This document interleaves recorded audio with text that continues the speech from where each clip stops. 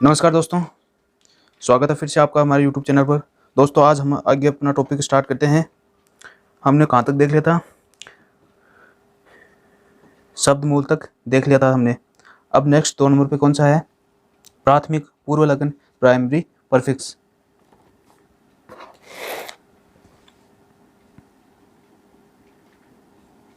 प्राथमिक पूर्व लगन हमने पहले बता दिया था कि क्या होगा। प्राथमिक पूर्व लगन किसके लिए काम में लेते हैं? ये प्राथमिक पूर्व लगन किसके लिए काम में लेते हैं?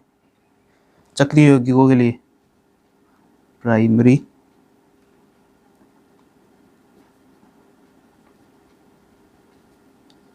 चक्रीय यौगिकों के लिए प्राथमिक पूर्व लगन काम में लिया जाता है, जिसे साइक्लो के नाम से हम दर्शाते हैं। ठीक है, तो इसको लिख लेते हैं पहले। इसका उपयोग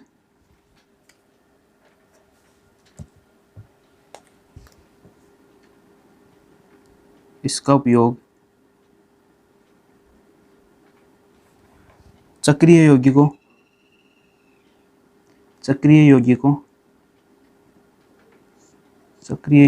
के लिए किया जाता है। ये किया जाता है। प्राथमिक पूर्व लगन किसके लिए उपयोग किया लिया जाता है? चक्रीय यौगिकों के लिए किया जाता है, और इसे साइक्लो के रूप में लिखते हैं। और इसे साइक्लो के रूप में लिखते हैं। साइक्लो के रूप में लिखते हैं। ठीक है, कि प्राथमिक पूर्व लगन का उपयोग चक्रीय यौगिकों के लिए किया जाता है और इसे साइक्लो के रूप में लिखते हैं। साइक्लो के रूप में लिखते हैं। एक बिंदु और है, स्पाइरो और बाईसाइक्लो। स्पाइरो व बाईसाइक्लो भी प्राथमिक पूर्व लगन होते हैं। स्पाइरो व बाईसाइक्लो, स्पाइरो व बाईसाइक्लो भी प्राथमिक पूर्व लगन होते हैं।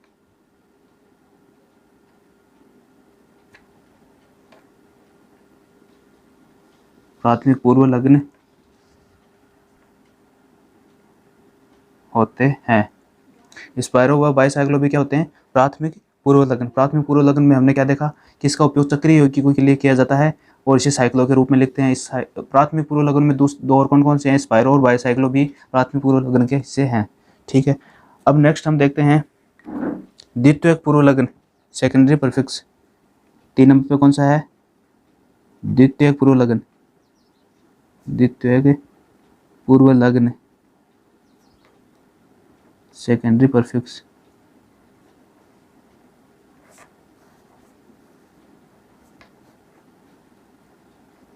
ठीक है, इनका उपयोग मुख्य श्रृंखला पर उपस्थित प्रतिस्थापियों के लिए किया जाता है। जो मुख्य श्रृंखला उस पर उपस्थित प्रतिस्थापी हैं उनके लिए द्वितीयक पूर्व लगन का उपयोग किया जाता है। तो लिखते हैं, इनका उपयोग मुख्य श्रृंखला में उपस्थित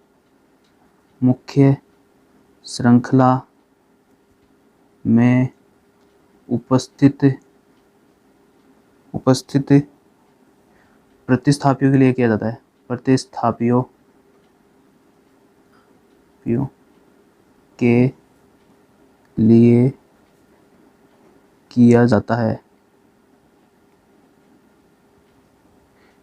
ठीक है, किस प्रकार से किया जाता है वो लिख लेते हैं। उदाहरण,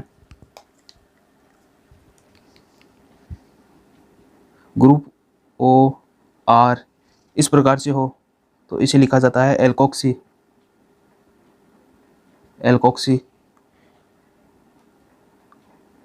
OCH3 इसको लिखा जाता है मेथोक्सी।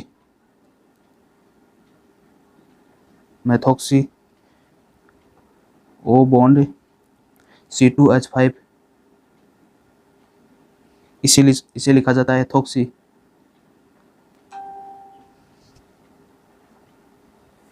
ग्रुप NO2 हो इसे लिखा जाता है नाइट्रो। ग्रुप NO हो तो इसे लिखा जाता है नाइट्रोसो।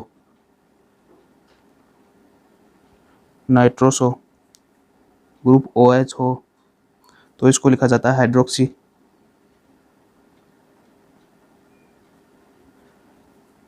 ग्रुप SH हो तो इसे लिखा जाता है मरकेप्टो। ग्रुप NH2 हो तो इसे लिखा जाता है एमिनो। ग्रुप R हो तो इसे लिखा जाता है एल्किल। ग्रुप CHO हो तो इसे लिखा जाता है मिथाइल।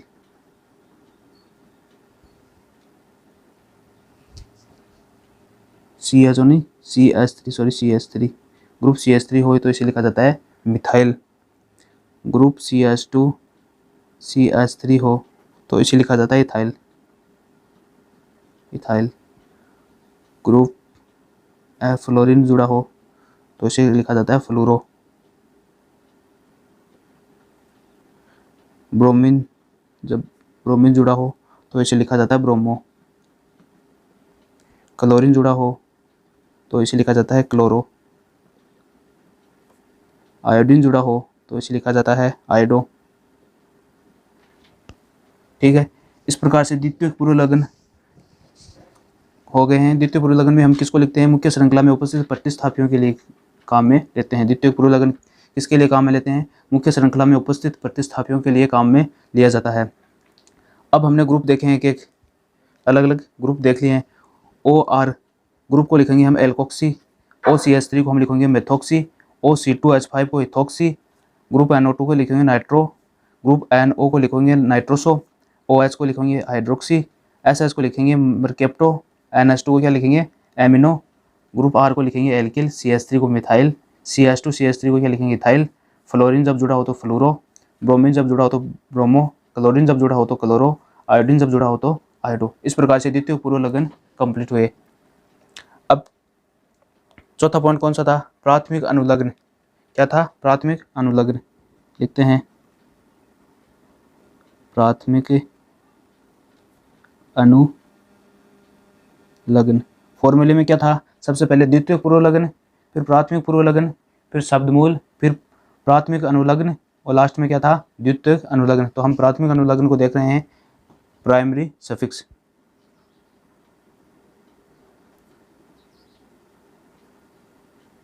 प्राइमरी सफिक्स, प्राथमिक अनुलग्न।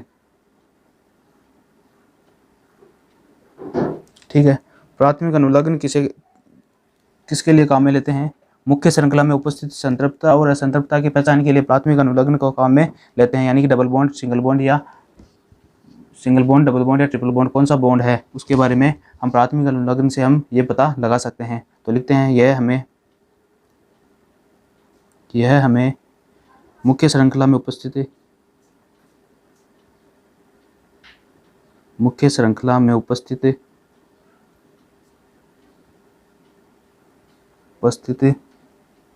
संतृप्तता व असंतृप्तता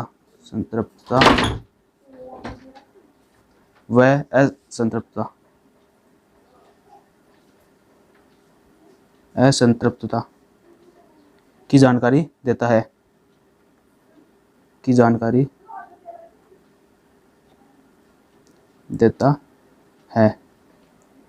किस प्रकार?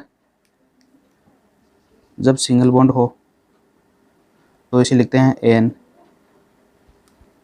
जब डबल बॉन्ड हो तो इसे लिखते हैं इन, जब ट्रिपल बॉन्ड हो तो इसे लिखते हैं आयन।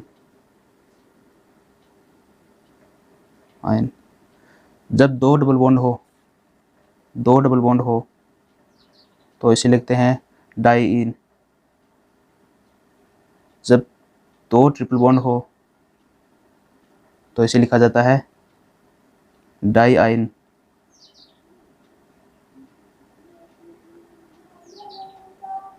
जब एक डबल बॉन्ड और एक ट्रिपल बॉन्ड हो तो इसे लिखा जाता है ENE प्लस YNE। इनमें ये लास्ट वाला E है, ये कैंसिल हो जाएगा और इसका क्या बन जाएगा? ENYNE, इनाइन। ठीक है, अब यहाँ पे और एक बात और देखते हैं कि डबल बॉन्ड है उसको ट्रिपल बॉन्ड से ज़्यादा वरीयता देते हैं, डबल बॉन्ड को ट्रिपल बॉन्ड से ज़्यादा वरीयता देते हैं। प्रायोरिटी डबल बॉन्ड की ट्रिपल बॉन्ड से ज़्यादा होती है। द्वितीयक अनुलग्न प्राथमिक अनुलग्न देख लिया, प्राइमरी सफिक्स, यह हमें मुख्य श्रृंखला में उपस्थित संतृप्तता व असंतृप्तता की जानकारी देता है, यानी कि डबल बॉन्ड सिंगल बॉन्ड या सिंगल बॉन्ड है, डबल बॉन्ड है या ट्रिपल बॉन्ड है, या डबल सिंगल है, डबल ट्रिपल है, इस प्रकार से जानकारी देता है। अब डबल और ट्रिपल में से ज़्यादा प्रायोरिटी किसे दी जाती है? डबल बॉन्ड को ज़्यादा प्रायोरिटी दी जाती है। अब नेक्स्ट बात करते हैं हम द्वितीयक अनुलग्न की। 5वां पॉइंट कौन सा था? द्वितीयक अनुलग्न। द्वितीयक अनुलग्न, सेकेंडरी सफिक्स, सेकेंडरी सफिक्स के बारे में।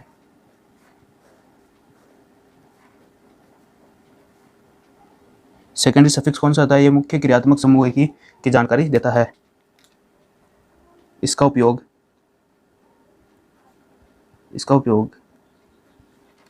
मुख्य क्रियात्मक समूह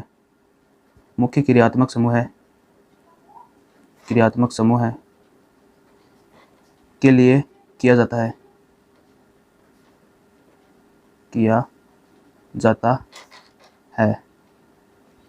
ठीक है, किस प्रकार से? एग्जाम्पल इसके C डबल बॉन्ड OH, इसको लिखा जाता है ओइक एसिड,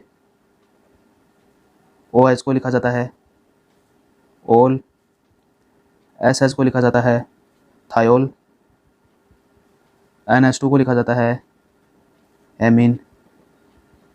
इस प्रकार से द्वितीयक अनुलग्न को लिखा जाता है, सेकेंडरी सफिक्स को लिखा जाता है। सेकेंडरी सफिक्स में क्या आते हैं? मुख्य क्रियात्मक समूह की जानकारी आती है। जो COOH को क्या लिखते हैं? ओइक एसिड, OH को ओल, SS को थायोल, NH2 को एमीन लिखा जाता है। आज के लिए इतना ही काफ़ी। अब नेक्स्ट हम देखेंगे IUPAC नामकरण के जो महत्वपूर्ण नियम हैं उनके बारे में चर्चा करेंगे। उसके बाद में उनके एग्जाम्पल के माध्यम से हम आगे चर्चा करेंगे। धन्यवाद।